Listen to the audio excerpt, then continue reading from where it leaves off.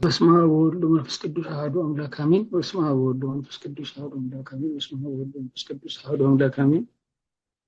እግዚአብሔር ቤተሰቦች እንደምን ቆያችሁ? በምሕረቱ ይጎበኛ የቅዱሳን አምላክ ስሙ የተባረከና የተመሰገነ ይሁን። ለዛሬ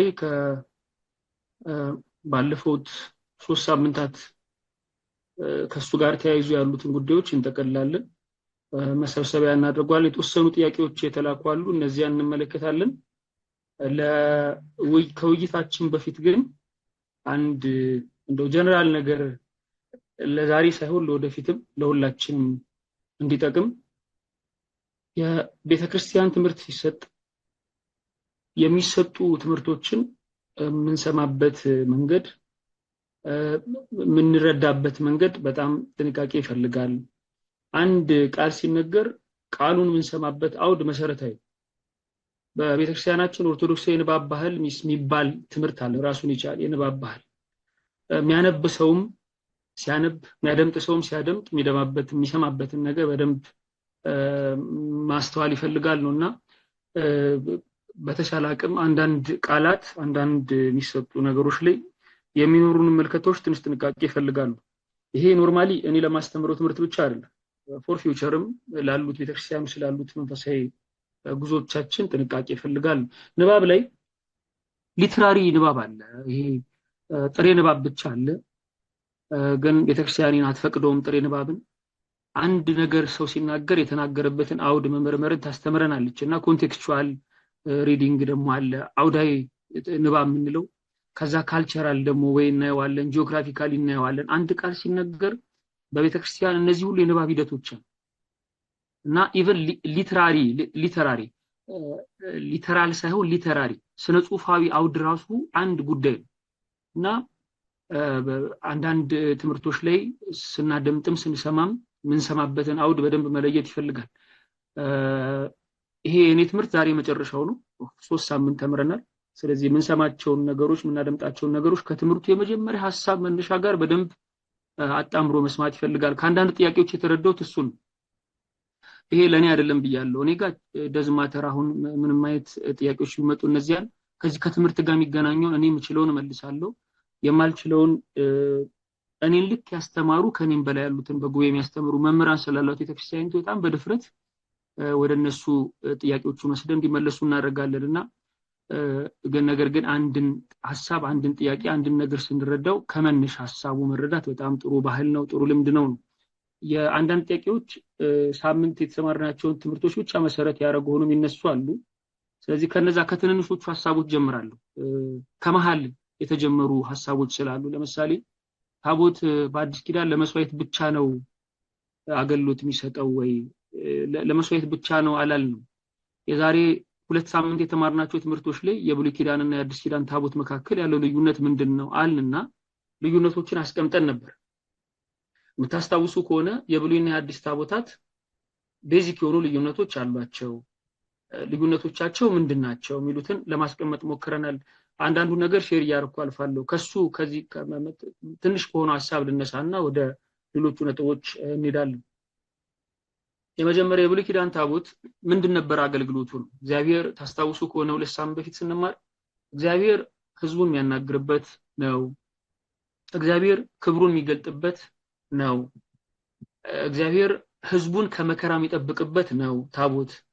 እግዚአብሔር ህዝቡን የሚባርክበት ነው። እነዚህን ሁሉ ተምረን የብሉይ ኪዳን ታቦት ቤዚክ ጥቅሙ ምንድን ነበረ? ለምንድን ነበረ ብሉይ ኪዳን ላይ ታቦት ያስፈልገው? እነዚህን ጠቅሰናል።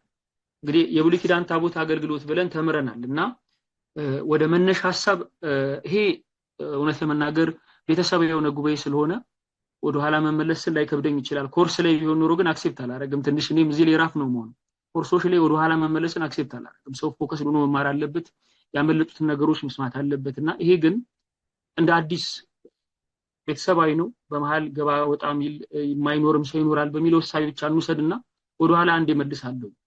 ታቦት በብሉይ ኪዳን የእግዚአብሔር ክብር መገለጫ ነው። አንድ ሁለተኛ እግዚአብሔር ክብር መገለጫ ነው ስንል ክብሩን የሚያሳይበት ነው አንዱ ፖይንት። ሁለተኛው እግዚአብሔር ከሰው ጋር የሚነጋገርበት ከሰው ጋር የሚቀራረብበት ነው። እግዚአብሔር ከጊዜና ከቦታ ውጭ ሆነ አምላክ ነው። በፍጡራን ዓለም ውስጥ ራሱን በጊዜና ቦታ ውስጥ ከቶ ራሱን ይገልጣል። ራሱን የሚገልጥበት መንገድ በፍጡራን ዓለም ውስጥ ለፍጡራን በሚመቸው መንገድ እግዚአብሔር ራሱን ለሰው ሊገልጥበት ከሚወደው መንገድ አንዱ በታቦት ላይ የሚያደርገው መንፈሳዊ ተግባር። ስለዚህ ታቦቱ ላይ እግዚአብሔር ሰውና እርሱ እንዲገናኙ ምክንያት ያደርጋል ታቦቱን። አንድ ሌላው መከራ ሲገጥም እስራኤል እግዚአብሔር በታቦቱ በኩል ድንቁን ይሰራላቸው ነበር፣ ተአምሩን ያደርግላቸው በምኑ በኩል? በታቦቱ በኩል። ስለዚህ እግዚአብሔር ክብሩን ይገልጥበታል፣ ከሰው ጋር ያለውን ግንኙነት የሚያደርግበት ነው። በእኛ በአዲስ ኪዳኑ አሁን ይሄ ብሉይ ኪዳን ላይ ያለው ነው እየጠቀስኩ ያለሁት። ከመከራም ደግሞ ሰዎች የሚያልፉበት ነበር እና ሌላው መሰረታዊ ጭብጥ መስዋዕት የሚቀርብበት ነበር አለን።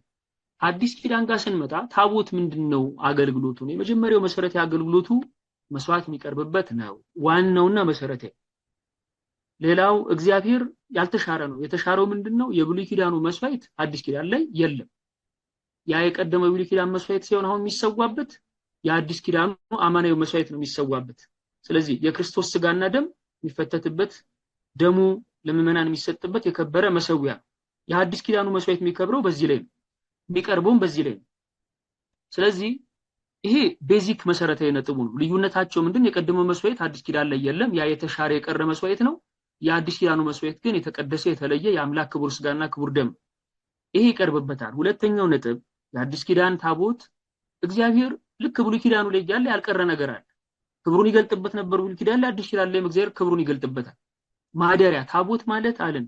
ታቦት ማለት ቤተ ከሚል ቃል የመጣ ነው። ማደሪያ ማለት ነው። ማን ያድርበታል? እግዚአብሔር። እግዚአብሔር የሚያድርበት እንደሆነ እናምናለን። እግዚአብሔር የሚያድርበት ከሆነ ደግሞ ታቦት አውጥተን ዑደት ስናረግ፣ ስንዞር፣ በጥምቀትም ሲወጣ ሲገባ እነዚህ ስርዓቶቻችን በሙሉ እግዚአብሔር ታቦቱ ከመስዋዕት ማቅረቢያነት አልፎ ህዝቡን የሚባርክበት፣ ጸሎት የሚሰማበት ማደሪያው ስለሆነ ታቦቱ ማደሪያው ከሆነ እግዚአብሔር በዛ ላይ ያድራል። ስለዚህ ምዕመናን ቀርበው ጸሎት ሲያረጉ እግዚአብሔር የሚሰማበት ነው። እነዚህ ተሻሩ ቀሩ አላልንም። እንግዲህ ይሄ ማለት የመጀመሪያዎቹ ክፍሎች ላይ የተማርናቸው ናቸው፣ የዛሬ ምናምን 2 ሳምንት አካባቢ ማለት። ስለዚህ ታቦት ለመስዋዕት ብቻ ነው አዲስ ኪዳን ላይ የሚል ትምህርት የሚል ሐሳብ ይሄ ቃላትን ብቻ እየወሰድን መረዳቱ ትንሽ ስህተት ያመጣል። ይሄንን 2 ሳምንት 3 ሳምንት ተምረናል። ወደ ኋላ ያንን ሄደን መስማት ማዳመጥ ይገባል ነው። ስለዚህ ካደራ ጋር ነገረ ታቦትን በዚህ መልክ ማየት ይገባል። እዚህኛው ላይ ሰፊ ነገር ማለት ስለማልፈልግ ነው። ቤዚካሊ 2 ሳምንት በፊት የተማርናቸውን ፖይንቶች ጀስት እዚህ ማምጣት ነው። ጸሎት ይሰማበታል፣ ይባርክበታል። ግን ቤዚክ ነገሩ ግን የከበረው የአዲስ ኪዳን መስዋዕት ይቀርብበታል። በተረፈ እግዚአብሔር ድሮ ጸሎት ይሰማ ነበር በታቦቱ ላይ፣ አዲስ ኪዳን ላይ አሁን አይሰማም የሚል ትምህርት እዚህ ጉባኤ ላይ አልተማርንም። ልዩነት ብለን በደንብ አጥብቀን የተማርነው ምኑን ነው? መስዋዕቱን በተመለከተ ስናነሳ መስዋዕቱ የአዲስ ኪዳን ግን ይለያል። ይሄ መስዋዕት ታቦቱን ጭምር ይለየዋል። የቀደመው መስዋዕት ከነበረው የቀደመው ታቦት ከነበረው ክብር የአዲስ ኪዳኑ ታቦት የተለየ ክብር አለው። በምኑ ምክንያት? በመስዋዕቱ ምክንያት። በላዩ የሚቀርበው መስዋዕት የሚመስለው የሌለ ነው፣ አምሳያም የሌለው። ይሄ መስዋዕት ስጋ አምላክ ደም አምላክ በጣም ይደንቅ እኮ ነው። መለኮት የተዋሃደው ነፍስ የተለየው ይባላል። ድንቅ እኮ ነው። ይሄንን መስዋዕት የሚቀርብበት ልዩ መሰዊያ ነው። ስለዚህ ይሄንን አጉልተን አጽንተን ተናገርን ማለት ግን እግዚአብሔር እንደቀደመው ጸሎት አይሰማበትም፣ ከመከራ አይጠብቅበትም፣ መከራ ጭንቅ ሲመጣ ታቦት ቢወጣ አይድንበትም የሚል ትምህርት እዚህ ወይ አልተማር። ስለዚህ አንድን ጉዳይ ስንሰማ ከጅማሮ ቤዚካሊ ይሄንን እኔ ስላልኩ አይደለም፣ ኦርቶዶክስ የነብይ ትምህርት ነው። እዚህ ቤተክርስቲያን እስካለን ድረስ we have to follow it። ከጅማሮ እስከ ፍጻሜው አንድን ሐሳብ ስንሰማ ከመጀመሪያው እስከ መጨረሻው ሊሆን ይገባል ነው። ይሄ በደንብ ፎከስ ልናደርግበት ይገባል። ሌላው እግዚአብሔር እንግዲህ ታቦትን የመረጠው እሱ ነው፣ ያልተወውም እሱ ነው። አዲስ ኪዳን ላይም ትቼዋለሁ ተምረናል። ይሄንን የዛሬ ሳምንት በአዲስ ኪዳን አይደለም በምድር በሰማይም የእግዚአብሔር ታቦት እንዳለ ጠቅሶ እናገኛለን የሚለውን ሐሳብ ጠቅሰናል። ከዚሁ ሐሳብ ጋር አያይዤ ታቦትን ስናነሳ ነገረ ታቦት ብለን ነው ትምህርቱን የጀመርነው። መናፍቃን ስለ ታቦት ምን ይላሉ የሚል ትምህርት እኔ አላስተማርኩም እዚህ ጉባኤ ላይ። ማለት የመጀመሪያ ርዕሴ መናፍቃን ስለ ታቦት ምን ይላሉ አይደለም፣ ነገረ ታቦት ነው። ኦርቶዶክስ የታቦት ትምህርት ምንድነው አልን፣ ተማርን። ይሄ መሰረታዊ መንገዳችን ነው። በመንገዳችን ላይ ብዙዎች የሚደናቀፉባቸው እንቅፋቶች አሉ። ከእንቅፋቶቹ መካከል ይሄ መንገድ ነው። ስለ መንገዱ አነሳን። ታቦት እንዲህ ነው፣ ቤተክርስቲያን እንዲህ ትላለች አልን። ከዚያ ይሄን ማብራሪያ ከሰጠን በኋላ ወዴት እንሄድ ነው? መሰረታዊ ሰዎች የሚሳሳቱባቸው የሚወድቁባቸው መሰረታዊ ጥቅሶች አሉ። እነዚያ ጥቅሶች ምንድነው ትርጉማቸው ወደሚለው ማብራሪያ ሄድ። አስተውላችሁ ከሆነ ማብራሪያዎች መጀመሪያ ትምህርቶችን ተማርን ከዛ ወደ ጥያቄዎች ነው።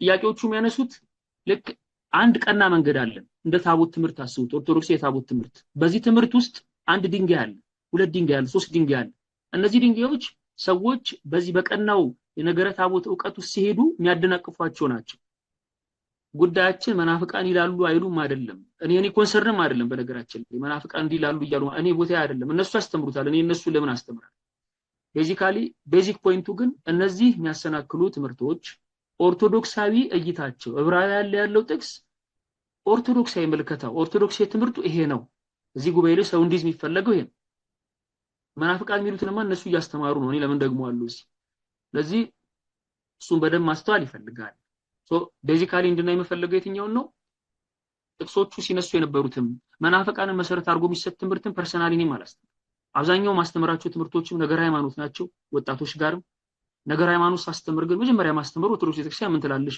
ከጎን ግን ምን እናደርጋለን ሌሎች ሰዎች የሚያነሷቸው ምልከታዎች በመንጓዘው ንጹህ መንገድ ላይ እንቅፋት ሆነው የተቀመጡ ስለሆኑ ቤተክርስቲያን እነዚህ እንቅፋት መስሎ ሰዎች ያስቀመጡልን ነገር የምትመለከታቸው በእንዲህ ነው የሚለውን ግን አንዳንድ ኦርቶዶክሳዊ እንድናቀው ነው ጥቅሶቹ የምናነሳቸው እንጂ እነሱ ይላሉ ብለን የነሱን እያስቀመጥን አይደለም ነው ይሄንንም በዚህ መልክ መረዳት ይገባል ነውና ሌሎች መምህራንም ሲያስተምሩ ያሉትን በዚህ አንግል ማየት ይገባል ነው ርዕሴ መናፍቃን ስለታቦት ምን ይላሉ ከሆነ ርዕሴ በሙሉ መናፍቃን ስለሚያስተምሩ ትምህርት ነው የሚሆነው ስለዚህ ይሄ ጥያቄና መልስ አይነት ይዘት ያለው ሆኖ ፎከሱ የሚሆነው ምን ላይ ነው መናፍቃኑ ምን ይላሉ እኛ ምን ይላል አይነት ነገር ይሆን ይመጣል የኛ ትምህርት አውድ ግን ነገረ ታቦት ነው ታቦት ምንድነው ታቦቱ ለኪዳን ላይ ምንድነው አዲስ ኪዳን ላይ ምንድነው አገልግሎቱ ሚለውን ተምረን ጨርሰን ያሉትን ኦብስታክልስ መሃል ላይ የሚነሱ ትንንሽ ጥያቄዎች ቀናውን መልከታ ስለሚያጠሙ ቀናውን መልከታ እንዳያጠሙ ኦርቶዶክሳዊ እይታቸው ይሄ ነው ሚለውን ለማስገንዘብ ነው እነዚህን ጥቅሶች ያነሳ ነው ይሄ ትምህርት ቤዚካሊ የተዘጋጀው ለዩኒቨርሲቲ ተማሪዎች ነው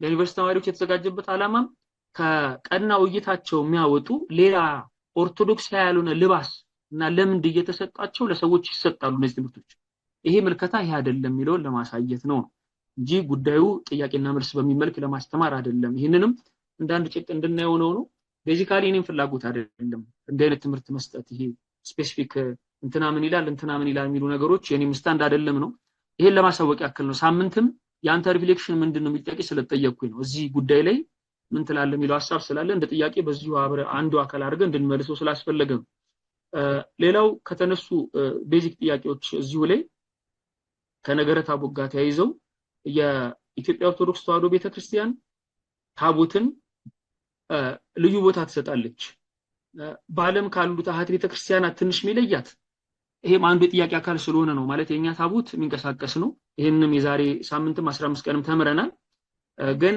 አሁን ባለው መልክ ኢትዮጵያ ውስጥ ታቦቱን አዲስ ባለው ስርዓት እየሰራው ማን ነው መቼስ ተጀመረ ሚለውን ነው ጥያቄው በጣም ጥሩ ነው ጥያቄው ግን አብሮ ምን ይያዛል ማለት ነው የዛሬ ሳምንት ስንማር ተዚላችሁ ቆን አንድ ነገር ኮት አድርገን ነበር ኢትዮጵያ ቤተክርስቲያን ብሉይ ኪዳንን ተቀብላ ስለነበር ንጉስ ሰሎሞን ላይ በነበሩ ታሪኮች ከዛ ከምኒልክ ጋር በሚነገሩ ታሪኮች የኢትዮጵያ ቤተክርስቲያን የኦሪትን ትምህርት ተቀብላለች ቀድማ መስዋዕታችን ግዝረት ስርዓታችን የመሳሰሉ ምግብ አመጋገባችን ከዚህ ሁሉ ተያይዞ ያሉ ጉዳዮች ታቦቱን ጨምሮ የኦሪትን ስርዓት ለመቀበላችን ማሳያ ዓለም ላይ በሌለ መልኩ በጣም ጎልቶ ታቦት ጸንቶ የሚነገርባት ሀገር ኢትዮጵያ ናት ስርዓተ ኦሪትን ተፈጽም ስለነበር ማለት ልክ እስራኤል ያለውን ስርዓተ ኦሪት እዚሁ በአገራችን ይፈጸም ነበር በሌዋውያን መምጣት ኢትዮጵያ ሌዋውያንን ተቀብላ ሌዋውያን እዚህ መጥተው ይሄ ስርዓት ይፈጸም ነበር ነው እንግዲህ አይደለችም ኢትዮጵያ ቤተክርስቲያን የሚለውን ተምረን ነበር ስለዚህ ታቦቱና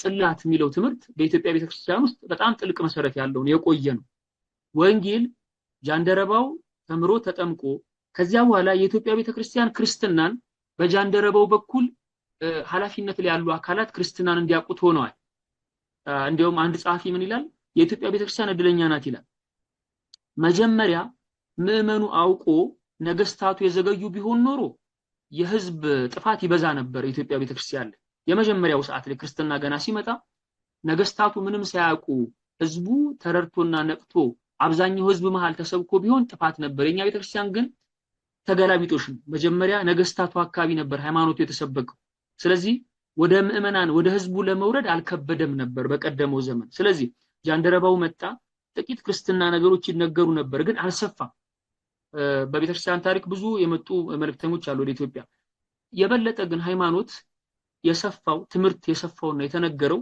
በፍሬምናጦስ ወይም አቡነ ሰላማ ከሳቴ ብርሃን በመንላቸው አባት ነው በሳቸው በኩል ሰፍተዋል እኚህም አባት ወደ ኢትዮጵያ የመጡበት በተለየ ምክንያት ነው ነገር ግን በኢትዮጵያ የተከሉት ግን ነገር ግን በጣም ልዩ ነው ስርዓተ ጥምቀት ስርዓተ ቁርባን የሚባሉ ነገሮች በፍሬምናጦስ በኩል ነው ኢትዮጵያ ቤተክርስቲያን ላይ የሰፋውም የተጀመረው ፍራንክሊ መናገር ይቻላል የቤተክርስቲያን ታሪክ ስታነቡ ቸርች ሂስትሪ በሁለቱም በፈረንጆቹም ጥናት ሪሰርቸሮች በሄዷቸው የኛ አባቶችም ያስቀመጡትን በሁለቱም መንገድ ማየት ትችላላችሁ ፍሬምናጦስ የሰሩት ስራ ለኢትዮጵያ ቤተክርስቲያን ሃይማኖት መስፋፋት መሰረትም ምስጢራትን መፈጸም በትክክል የጀመርነው ከዚያ በኋላ ነው ጃንደረቦ ጨርሶ መጣ ከዚያ ግን ቁርባን ስርዓትን የጥምቀት ስርዓትን መፈጸም ግን የኢትዮጵያ ቤተክርስቲያን ይቀራት ነበር ስለዚህ ሶስተኛው ክፍለ ዘመን ላይ ነው አባታችን ወደ ግብጽም ሄደው ግብጽ ሲሄዱ እንዲያውም 325 ዓመተ ምህረት ጉባኤ ኒቂያ ሆኖባቸው አንድ አመት ታግሰው ጠብቀው ከዚያ ስልጣነ ክህነት ተቀብለው የክህነት ስርዓት የጥምቀት ስርዓት የቁርባን ስርዓት በሰፊው ወይም ደግሞ በስክል መሰረት ይዞ የተጀመረው በዚያ ጊዜ ነው ስለዚህ የብሉይ ኪዳኑ ጽላት ነበረ ግን መስዋዕቱ ስርዓት ግን ዘግይቶ ጀምሯል ስለዚህ ጽላቱ የኛ ፍትሐ ነገሥትም ይላል ጽላቱ አለ ነበረ the only thing የተለየው ምንድነው የኢትዮጵያ ቤተክርስቲያን ቀድሞ ከግራር እንጨት ይሰራ የነበረው ይሄ ከግራር እንጨት የሚሰራውን ስርዓት ተቀበለ ይዟለች እኮ ከግራር እንጨት ቀድሞ ለሙሴም እግዚአብሔር እንዲህ አድርጎ በድንጋይ ጽላት ላይ ጻፈለት ከዚያ በኋላ ሙሴም ቀረጸ ሙሴ ከቀረጸ በኋላ ነባስ ላይ ሊቀርጹ ነበር ይሄ ስርዓት ከግራር እንጨት እየተደረገ የታቦትን ማዘጋጀት ስርዓቱ እንደቀጠለ መጥቷል አሁን ያ ስርዓት ኢትዮጵያ ላይ እንዳለ የጽላቱ ታቦቱ አዲስ ኪዳን ላይ ሲመጣ ለአገልግሎት በሚመቸው ነው ጽላቱ ነው እየከበረ ያለው አሁን ያለችው ቤተክርስቲያን ላይ ሰሌዳው ለቀድሞ 10ቱ ቃላት የሚጻፍበት አሁን ግን ስም አምላክ አልፋ ኦሜጋ ተብሎ የሚጻፍበት ስዕል አምላክ ስዕል እግዝእትነ ማርያም ስለ ቅዱስ ዮሐንስ እንዲሁም አልፋ ወኦ ወይም አልፋ ኦሜጋ የሚለው የሚጻፍበት ሰሌዳ ሆኖ በአዲስ ኪዳን አገልግሎት ይሰጣል ይሄ ሰሌዳ ብሉይ ኪዳን ከነበረው ሰሌዳ አልተለየም ብሉይ ኪዳን የነበረው ሰሌዳ ሙሴ በእጆቹ የተቀበለው ይሄ ማለት ሙቨብል ነው ኢዝሊ ሞባይል ነው ማለት ነው ሙሴ ተቀብሎ የሚወርደው ከፍ ሲል የሚለው ማለት ነው አሁንም ያ ስርዓት በኢትዮጵያ በአዲስ ኪዳን ባለው ስርዓትም እንደቀጠለ ነው አዲስ ኪዳን ላይ ያለው ነገር እንደ አዲስ የመጣ አይደለም ጽላቱ ብቻ አገልግሎት ላይ በለጠ የሚሩንና ታቦቱ መንበሩ ሆነ እኛ ፊት ለፊት የእመቤታችን ስር ተቀምጦ የምናገኘው መንበሩ አለ ያ እንደ ታቦት ሆነ ጽላቱ በዚያ ላይ ያርፋል ማለት ነው ይሄንንም የኛ ፍትሐ ነገሥት መጽሐፍ እኛም ግብጻውያን የምንጠቀምበት ማለት ነው አንድ ነገር ልግለጥና ፍትሐ ነገሥታችን ላይ ምን ይላል ይነበባል ይመስለኛል ይላል የመሰዊያውን ታቦት በሚባርክበት ጊዜ በሰምና በዘይት ያብሩ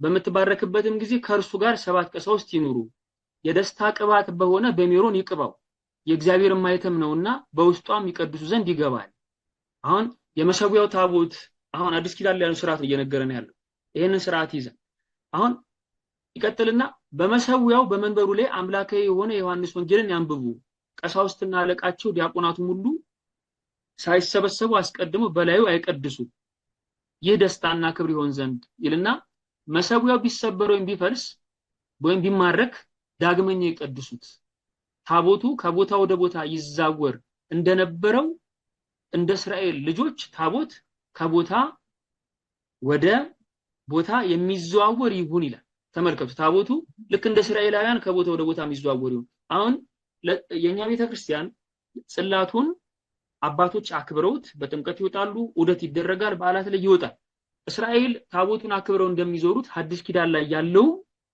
ታቦቱ ልክ በዚያ መልክ አገልግሎት ላይ የሚሆኑ ነው እንግዲህ ፍትህ መንፈሳዊ የመጀመሪያው አንቀጽ ቁጥር 6 ላይ ነው የሚገኝ እና በግልጽ የሚዘዋወር ይሁን ይላል ስለዚህ ምንድነው ፖይንቱ የአዲስ ኪዳኑ ታቦት የቀድሞ ብሉይ ኪዳን ላይ የነበረው ጽላት ራሱ ሆኖ ልክ ለሙሴ ተሰጠው ይሄን በእንዲህ መልክ ስራ ተብሎ የተነገረው አለ ታቦቱን ምለውኔ ታቦቱን ጽላቱን ያድርበትን ባለፈው በትምህርት ስንማር ፎቶ ላይ ያያችሁት ልክ እንደ ሳጥን የሚመስል አራት ማዕዘን አራት የሚያከብሩ ሰዎች እንዳሉበት ያለውን አይደለም እሱ ታቦቱ ነው ብሉይ ኪዳን እያወሩ ያለው ጽላቱን አሁን አዲስ ኪዳን ላይ ለአገልግሎት የምንጠቀመው መስዋዕቱ የሚያርፍበትም ጽላት ምንለው ሰሌዳዎቹን እዚያ ላይ እሱኑ እስራኤል ልክ ከቦታ ቦታ ይዘውት እንደሚሄዱት አዲስ ኪዳን ላይ ያለው ታቦትም እኛ ታቦት ምንለው ጽላቱን ማለት ነው ሰዎች ካህናት በርታ የሚያከብሩት ለአገልግሎት የሚጠቀሙበት እንዲሆን ግን ሲጠቀሙበት ከቦታ ቦታ የሚዘዋወር በሚሆን መልክ እንዲሆን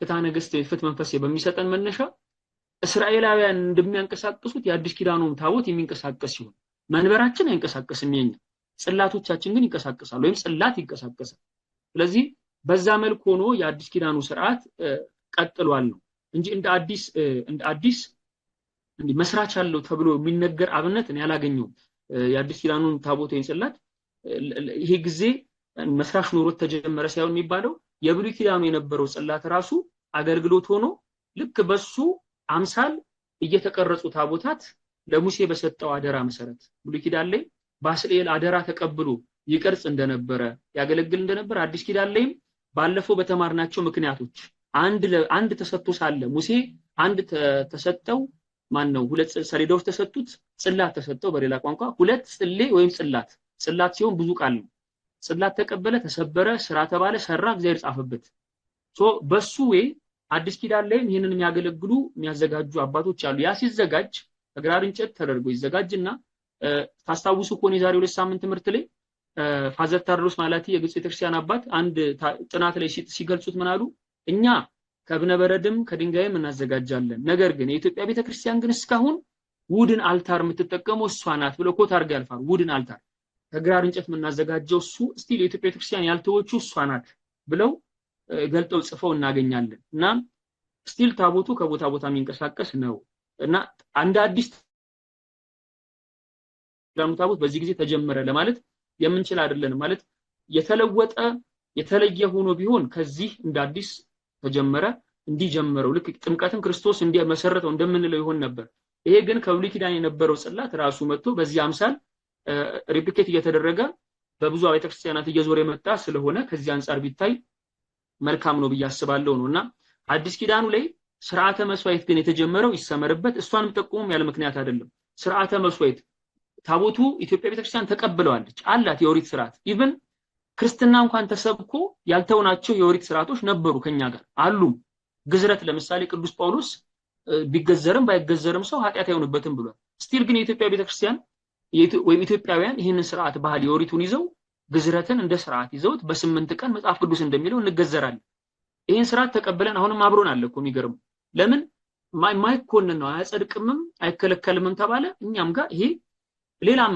ሳይንሳዊ ትርጉም ቢኖረው እንቅሉ ያሃን ከኦሪት የወረስነው ነገር ስቲል ተቀበለነው አለን ያልተነቀፈ ስለሆነ ማለት አለመገዘር አያስነቅፍም መገዘርም አያስነቅፍም ተብሎ ያሃ ተጽኖ ግን እንዳለብን በዚያ ማየት እንችላለን ታቦቱ ስቲል አለ አብሮ ነገር ግን የመስዋዕቱ ስርዓት ሲሰራ ከዚያ በኋላ ነው የታቦት መብዛት የጀመረው ፍሬምናጦስ ስርዓተ መስዋዕቱን ቅዱስ ፍሬምናጦስ ይቅርታ ስርዓተ መስዋዕቱን ካስተማረ በኋላ 3ኛው ክፍለ ዘመን ወደኛ ካመጣው በኋላ የቁርባን ስርዓት ሲሰፋ ባለፈው እንደተማርነው መድኃኒት ቤት ቢበዛው በሽተኞች ሲበዙ በሽተኞች ባሉበት ሁሉ መድኃኒት ያስፈልጋል ስለዚህ ጥምቀት መዳኛችን አድርጎ ክርስቶስ ሰጠን ቅዱስ ቁርባንን የህይወት መድኃኒት አድርጎ ሰጠን ስለዚህ ሁሉ ይቀበለው ዘንድ ያስፈልጋል ከዚህ የተነስተ አብያተ ክርስቲያናት ሁሉ በዙ ቅዱስ ፍሬምናጦስ ካስተማረ በኋላ 9ኙ ቅዱሳን ሲመጡ ደግሞ አብያተ ክርስቲያናት በደንብ ሰፉ 4ኛው ክፍለ ዘመን ላይ ስለዚህ አብሮ ምን እየሆነ መጣ ማለት ነው ብሉይ ኪዳን ላይ የነበረው ያጸላት በየአብያተ ክርስቲያናቱ ሪፕሊኬት እየተደረገ የመስዋዕቱ ማቅረቢያ መስዋዕቱ የሚቀርብበት ቅዱስ መገልገያ እየሆነ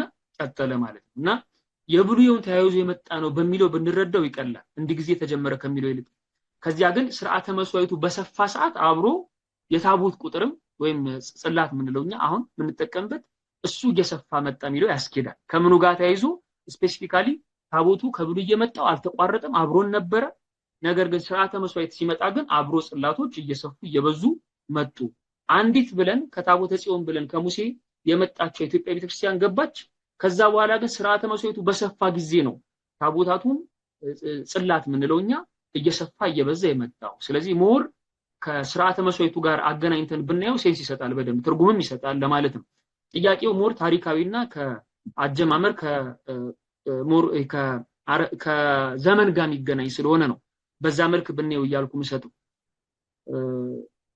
አይ ቲንክ ግልጽ ይመስለኛል። ይሄ አንዱ ጥያቄ ነው። አብረው ተያይዞ ከዚሁ ጋር የተነሳውን ጥያቄ ደግሞ ምንድነው ነው ጥያቄው ቤዚክ ነው። አሁንም የኢትዮጵያ ቤተክርስቲያን ከዚያው የተቀበለችው ስለሆነ ከሚዘጋጅበት ጽላቱ የሚዘጋጅበት ነገር ከብሉይ ኪዳኑ አብሮ ተያይዞ የቀጠለ ነው አሁን ድረስ ያለው እንትን ሳይዘንም ከዛ ጋር ያሉ ጉዳዮችም ከዚያው ከብሉይ ኪዳኑ ጋር ተያይዞ መጥቶ ነው።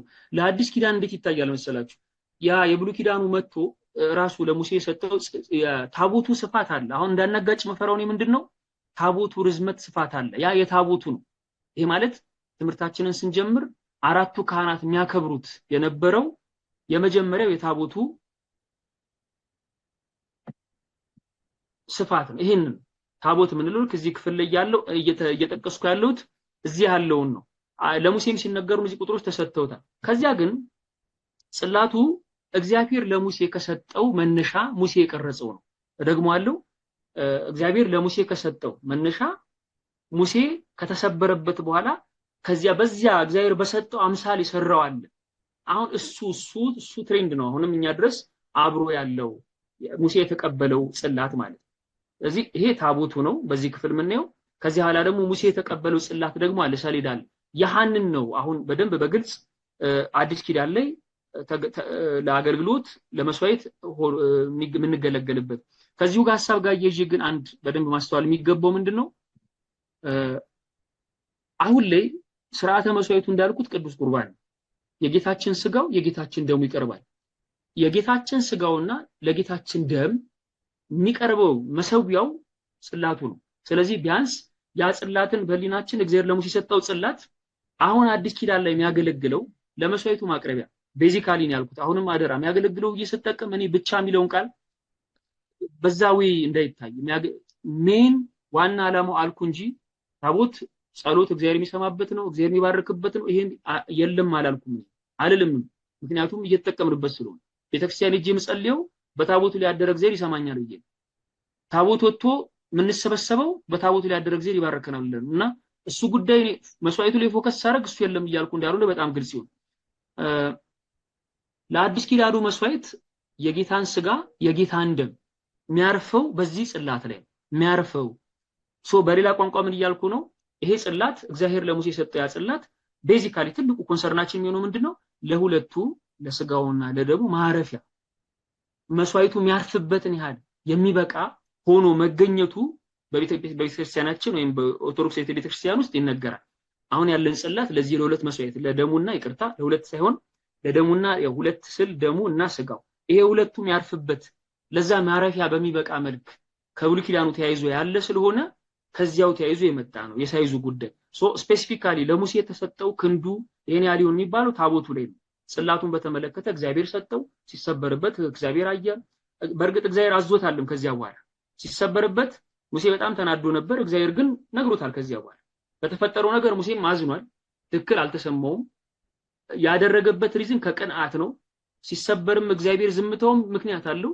ግን የሙሴ ሐዘን ውስጥ ግን እግዚአብሔር ደግሞ አይ በቃ በትክክል አላስከውም በእኔ እጅ የተቀረጸ ነገር አደራ ሰጥቻለሁ። ቢያንስ የሰጠው ልዩ አደራ ዓለም ላይ መጀመሪያ ለማንም ያልሰጠውት ላንተ ብቻ የሰጠውት ነገር ነበር በአግባብ አላስከው። ስለዚህ ከለከልኩ ማለት ይችል ነበር እግዚአብሔር ግን አላለውም ለሙሴ። ስለዚህ ለሙሴ እግዚአብሔር እንዲያዘጋጅ አዘዘው። ሙሴ አዘጋጀ። ያ ትሬንድ ነው አዲስ ኪዳን ላይም ለመስዋዕቱ በሚመች በሚሆን መልክ የሆነ አሁን ድረስ ቀጥሎ ያለው ነውና በዛው ማየቱ የተሻለ ነው። ከዚህ ከጽላት በአዲስ ኪዳን እንዴት ባለ መልክ ይታያል የሚለውን ሐሳብ በጥያቄ መልክ የመጣውን ለማስረዳት እየሞከርኩ ነው። እዚህ ላይ ሐሳቦች ካሉ ይሄኛው ላይ ሐሳብ ወይም ጥያቄ ካለ እንመልከትና ወደ ቀጣዩ ነጥብ እናልፋለን። የደረሰኝን ረስቼ ከሆነ አንተ ጋር ካለ ወይ የዘነጋውት ነገር ካለ አንተ ይላክልኝንም እኔ ጋር የደረሱትንም እነዚህን ያገኙትኝና ሌላው ማንዘነጋው ግን ቤዚካሊ እዚህ ጋር እንትን ላይ ይችላል ግን ይጠቅማል ብዬ ስለማስብ ነው። ለኔም ከተጻፈው መነሻ ጥሩ ነገር ያስተላልፍ ማስበበት አንድ ፖይንት ነበር። ምንድነው ታቦት በሰዎች ይማረካል ይነካል። ፍትሐ ነገሥታችን እንዳያችሁት ቅድም በሰዎች ይማረካል። በአሕዛብ ተማርኳል፣ በአሕዛብ ተቃጥሏል፣ ተነክቷል እና እውነት ነው የእግዚአብሔር ኃይል አለበት ካልን አዲስ ኪዳን ላይ ለምን አይቀስፍም?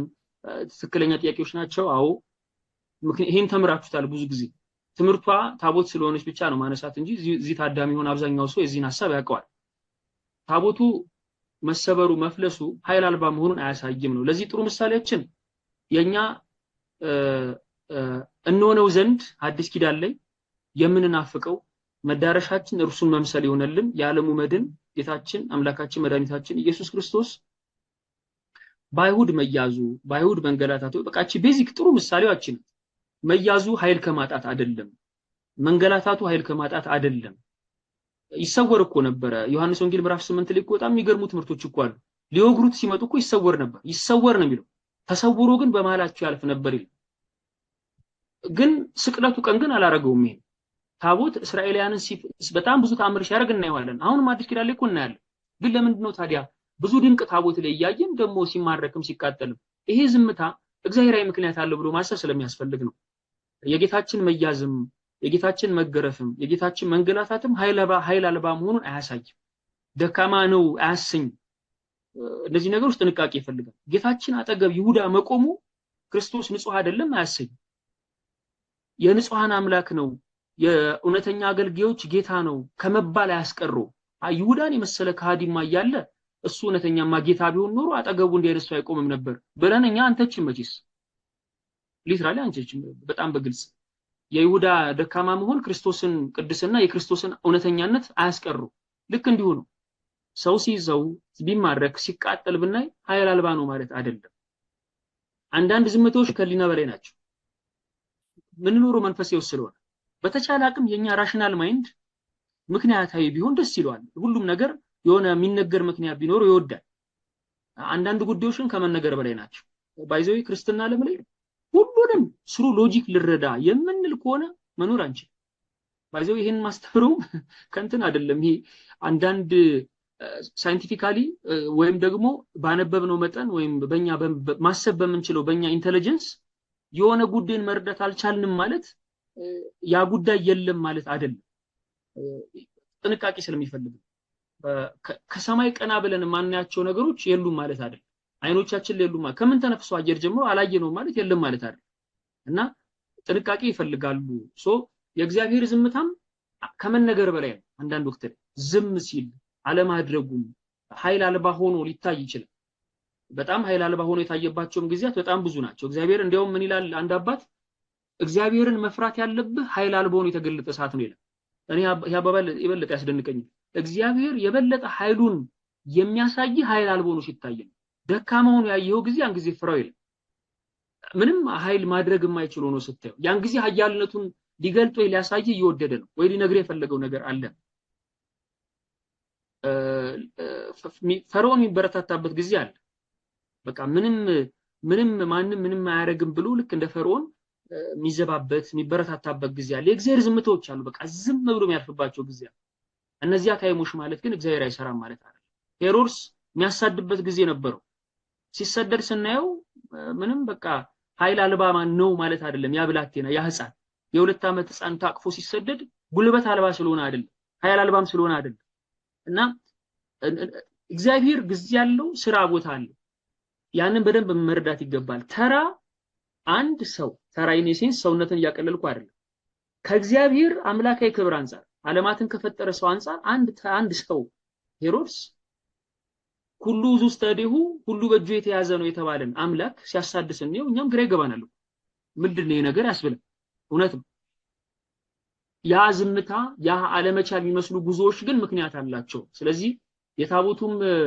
ቢሰበር ቢማረክ የመሳሰሉት ኃይል አልባ ነው ስራ ስለማይሰራ አይደለም ቢዮንድ ምክንያቶች እንዳሉት መረዳት ይገባል ከአንድ ነገር አለፍ ያለ ምክንያት አለ ብሎ ማሰብ ይገባል ምን ኖሮ መንፈስ ህይወት ስለሆነ መንፈስ ህይወት ማለት እኛ አሁን ባለን አይነ ልቦናችን በተከፈተው መጠን ምን ረዳው ነገር ያ ጉዳይ ግን በተከፈተልን መጠን የተከበበ ወይም ኮንፋይንድ የሆነ ነገር አይደለም ቢዮን ዛት ትራንሴንድ ያደርጋል ከምናስበው ነገር በላይ ነው ግን በተረዳነው መጠን እንረዳዋለን ስርዓተ በዚህ በስርዓት መንፈሳዊ ላይ ይሄ የፍትሐፍት መንፈሳዊ ላይ ምን ይላል መሰዊያው ቢሰበራል ወይም ቢፈልስ ማለት ቢማረክ አሁን በማይሆን ሰው እጅ ቢወድቅ ዳግመኛ ይቀድሱት አለ ተመልከቱ በማይሆን ሰው እጅ ካረፈ ዳግመኛ ይቀድሱት ምን እየነገረን ነው ማለት ነው? ሜሮን ከብሯል ተቀድሷል እኮ ግን እንደው ፈልሶ ማይሆን እጅ ላይ ቢያርፍና ቢቆይ ግን ዳግመኛ ይቀድሱት። ይሄ በጣም ፓወርፉል ቃል ለኛም ለምናደምጠው ሰዎች የሆነች መልእክት አለች።